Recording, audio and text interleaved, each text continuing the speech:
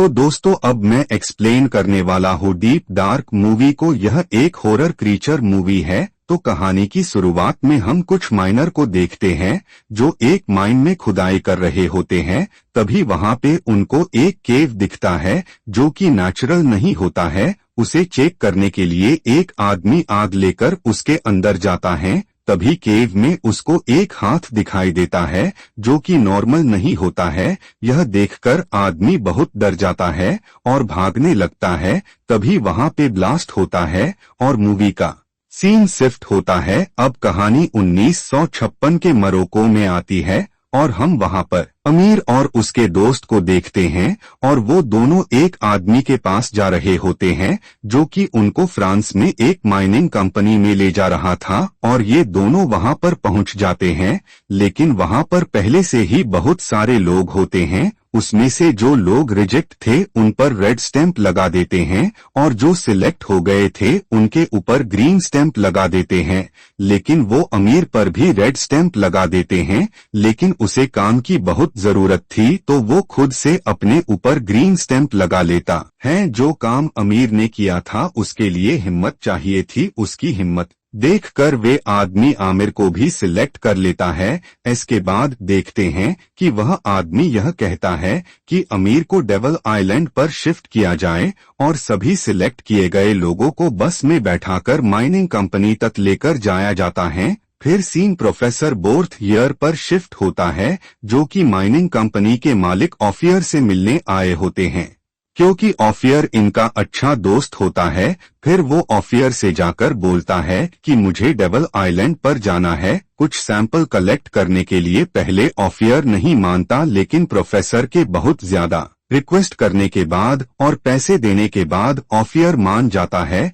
तभी वहां पर अलार्म बजने लगता है और कुछ लोग एक घायल आदमी को लेकर माइन से बाहर आते हैं और वो बताते हैं कि अगर रोलन ना होता तो माइनर मर जाता। और अब रोलन की इस बहादुरी को देखकर प्रोफेसर रोलन को अपनी टीम में लेने का डिमांड करने लगता है और फिर वहां से चला जाता है। उसके बाद ऑफियर रोलन को अपनी ऑफिस में बुलाकर उसे प्रोफेसर की डील बताता है। पहले रोलन नहीं मानता, लेकिन फिर उसको इस काम के ज्यादा पैसा दिए जाते हैं तो वह मान जाता है। फिर उसके बाद हम देखते हैं कि अमीर भी उसी माइनिंग कंपनी में आ चुका है और वहां पर उसकी मुलाकात पोलो और सेंटिन से होती है। फिर उसके बाद अमीर को उसके कपड़े और बाकी सामान दे दिया जाता है। फिर वो कपड़े पहनकर माइनिंग के लिए रेडी हो जाता है और अमीर को फ्रेंच लैंग्वेज आती थी, इसीलिए रोलन उसको अपनी टीम में रख लेता है। वही लुइस और लिनबील नाम के दो और माइनर होते हैं और वो भी इसी टीम में थे। फिर उसके बाद ये सभी जाकर माइन के अंदर खुदाई करने लगते हैं, क्योंकि प्रोफेसर को 1000 मीटर नीचे से सैंपल लेने थे, इसलिए वो और नीचे जाने के लिए रास्ता बनाने लगते हैं। इसी बीच पोलो अमीर को अपने घोड़े से भी मिलवाता है और वो बताता है कि इस घोड़े को जल्दी ही मशीन में रिप्लेस किया जाएगा। फिर सीन कुछ दिन बाद शिफ्ट होता है और अब 1000 मीटर खुदाई हो चुकी थी। फिर प्रोफेसर रोलन के साथ नीचे जाकर एक डिवाइस से कुछ करने लगता है और फिर नीचे रोलन को एक जगह दिखता है और वहां पर ब्लास्ट करने के लिए बोलता है। फिर रोलन वहां पर ब्लास्ट करता है जिसे जमीन में एक होल बन जाता है और नीचे एक गुफा था। खैर पोलो अब अपने घोड़े को लेने चला जाता है और बाकी लोग होल को बड़ा करते हैं और वो लोग नीचे जाते हैं और उनको इंसानों के द्वारा बनाई गई गुफा दिखती है। और तभी रोलन सेंट लुई के माइनर के बारे में बताता है जो एक पुरानी माइन में काम कर रहे थे। तभी वहां पर आग लग गई थी। तब उस माइन को बाहर से बंद कर दिया गया था, लेकिन उसमें काम कर रहे माइनर्स का कुछ पता नहीं चला। खैर ये लोग बात कर ही रहे थे, तब तक प्रोफेसर कहीं चला जाता है। रोलर को प्रोफेसर के सेफ्टी के ही पैसे मिलने वाले थे, तो रोलन सबके साथ मिलकर प्रोफेसर को सर्च करने लगता है और वे आगे जाकर दो टीम में बंट जाते हैं। पहली टीम के अंदर रोलन और मिगवेल थे और दूसरी टीम के अंदर सेटिन। अमीर और लुई थे। कुछ दूर पर सेटिन को एक आदमी के स्केल्टन मिलता है जो बहुत पुराना था। अमीर को स्केल्टन के पास एक पत्थर का कुछ मिलता है। लुई उसे अपने पास रख लेता है। अब अमीर ये देखता है कि उस आदमी ने अपनी फिंगर को काट लिया था और सामने दीवार पर कुछ लिख दिया था। उसने लिखा था कि वो ये डिजर्व नहीं करते थे, वो अंधेरे में से निकलकर वापस जरूर आएगा। उसके बाद ये लोग रोलन के पास जाते हैं। तभी वहां पर प्रोफेसर मिल जाता है। फिर रोलन अपने तरीके से प्रोफेसर से बात करता है। तभी प्रोफेसर बताता है कि यह जगह एक बहुत ही पुरानी सिविलाइजेशन ने बनाई है। ये जगह कम से कम 10 लाख साल पुरानी है। वो रोलन को वहां पर एक वॉल में होल करने को बोलता है। वॉल पर कुछ लिखा हुआ था। खैर रोलन उस वॉल को उड़ा देता है और वे सभी वॉल के उस पार जाते हैं। अब उन्हें वहां पर पत्थर से बनाए गए पिलर मिलते हैं और उन पिलर्स पर कुछ लिखा था और वहीं पर उनको और भी स्केल्टन मिलते हैं और थोड़ी दूर पर उनको एक ताबूत मिलता है। प्रोफेसर बताता है कि कहा जाता है कि इसके अंदर एक क्रीचर है। खैर रोलन प्रोफेसर को वो ताबूत खोलने नहीं देता है। खैर सभी लोग उस जगह से बाहर चले जाते हैं। अब बाहर उन्हें पोलो अपने घोड़े के साथ मिलता है और उसने बाहर जाने का सारा इंतजाम कर लिया था। वो लोग ऊपर चढ़ने वाले ही होते हैं। तभी घोड़ा वहां से बेकाबू होकर अंधेरे में भाग जाता है और तभी माई गिरने लगती हैं और ऊपर से पत्थर सेंटिन के पैर पर आकर गिर जाता है। खैर बाकी सब ठीक थे, लेकिन सेंटिन का पैर पूरी तरह से डैमेज हो गया था और बाहर जाने का रास्ता बंद हो चुका था। अब रोलन बोलता है कि इतना बड़ा हादसा हुआ है, उनकी आवाज तो किसी ने सुनी होगी। तब पोलो यह कहता है कि जब वे यहाँ पर आए थे तो उसी वक्त सारे लोग यहाँ से चले गए थे। तब रोलन को प्रोफेसर पर बहुत गुस्सा आता है क्योंकि सब उसी ने किया था। खैर वो लोग सेंटिन के लिए एक स्ट्रेचर बनाते हैं और उसे लेटाकर उसकी पैर की हड्डी सही करके उस एक जगह बैठा देते हैं। फिर रोलन अमीर को वॉल में क्रैक तलाश करने को बोलता है ताकि वो उसमें ब्लास्ट करके बाहर निकल सके और अमीर क्रैक की तलाश करते हुए जाता है। तभी ताबूत के पास पोलो और लुई दिख जाते हैं। वे उस ताबूत को खोलने की कोशिश कर रहे होते हैं। अमीर उनको मना करता है लेकिन वो नहीं मानते। खैर उनसे ताबूत नहीं खुलता है और वो दोनों वहीं पर थक कर बैठ जाते हैं। तभी अमीर को वो पत्थर दिखाई देता है जिसे अपने पास रखा हुआ था। वो पत्थर नहीं ताबूत का की था।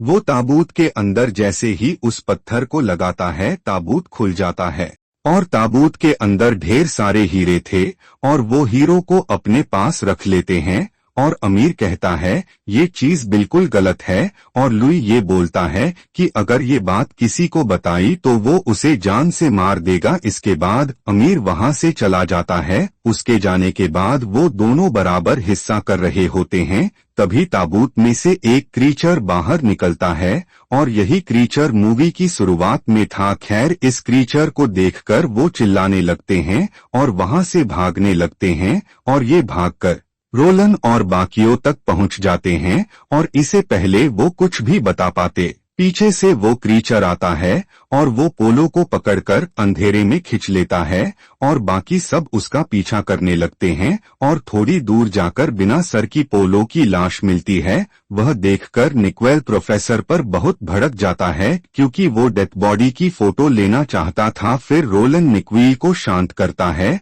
और प्रोफेसर से उनको पता चलता है कि आने वाले 10 घंटे तक उनको बचाने कोई नहीं आने वाला है। प्रोफेसर बताता है कि यह क्रीचर उस सिविलाइजेशन द्वारा पूजा जाता था जिन्होंने यह जगह बनाई थी। ये उनके लिए गॉड की तरह था। वो पहले से ही शॉक्ड में थे कि ये सिविलाइजेशन 10 लाख साल पुरानी थी, लेकिन उनको और शॉक्ड तब लगा तब पता चला कि ये ताबूत करोड़ों साल पुरानी है और इस क्रीचर को ताबूत में रखने के लिए लोगों को किसी इंसान का बलि देना पड़ता था और उन लोगों ने इसे यहाँ पर कैद कर दिया था। खैर ये लोग बात कर ही रहे थे तभी लुई को सेंटिन की याद आती है और ये लोग उसके पास भागते हैं।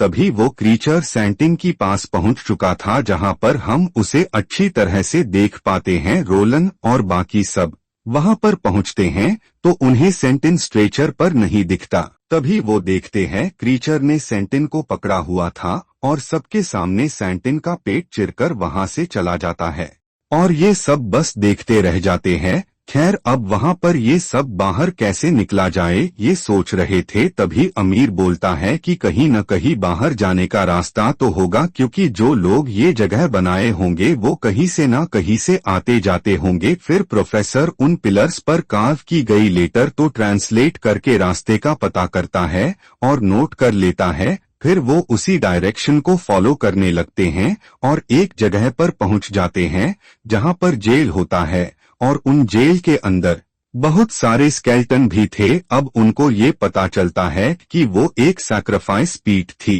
और जो उसमें गिरने के बाद बच जाया करते थे वो क्रीचर के लिए सैक्रिफाइस होते, और वही पास में लिखा हुआ था कि इस क्रीचर का नाम मोकोनोर्थ है और इस नाम का मतलब होता है रूह को खाने वाला। और सिविलाइजेशन का यह कहना था कि इस क्रीचर को गॉड ने भेजा है। अब इसके बाद वो आगे बढ़ने लगते हैं और ऐसे ही वो वापस ग्रिप तक आ जाते हैं। अब वहां पर बहुत सारा खून गिरा हुआ था, तभी वहां पर पोलो के घोड़े की डेथ बॉडी मिलती है जिसे क्रीचर ने मार दिया था। अब प्रोफेसर उस ग्रिप के अंदर जाता है और उसके साथ आमिर भी चला जाता है। तभी प्रोफेसर एक लीवर खिंचता है और दरवाजा लॉक हो जाता है और प्रोफेसर बोलता है रोलन और बाकी लोग यहाँ से निकलने के बाद उसे खत्म करने वाले थे। खैर बाहर रोलन और बाकी लोग दरवाजा खोलने की कोशिश करते हैं। अब यहाँ पर प्रोफेसर को वॉल पर और भी कुछ लिखा हुआ मिलता है जिसे उस क्रीचर के बारे में और भी बहुत कुछ पता चलता है। वॉल पर लिखा होता है कि इस क्रीचर के जैसे और 9 क्रीचर है